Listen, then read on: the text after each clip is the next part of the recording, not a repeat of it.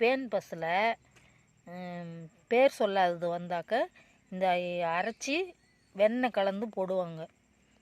பசுமாட்டு எண்ணெயில் அரைச்சி இது கலந்து போட்டாக்க குளிர்ச்சியாக இருக்கும், சீக்கிரம் நல்லாவும். இப்படி தான் இருக்கும். இது வந்து பேன் பசலைன்னு சொல்லுவாங்க. தண்ணி தலை மாதிரி இருக்கும். இப்படி குத்தினோம்னா சடக்கு சடக்குன்னு வரும். இதுவும் அந்த பசலை வகையோடு சேர்ந்தது தான். இது ஒரு செடி, இது ஒன்று, இது ஒன்று. இதுவும் பசலை வகையோடு சேர்ந்தது தான். ஆனால் இதுக்கு பேர் தெரியல.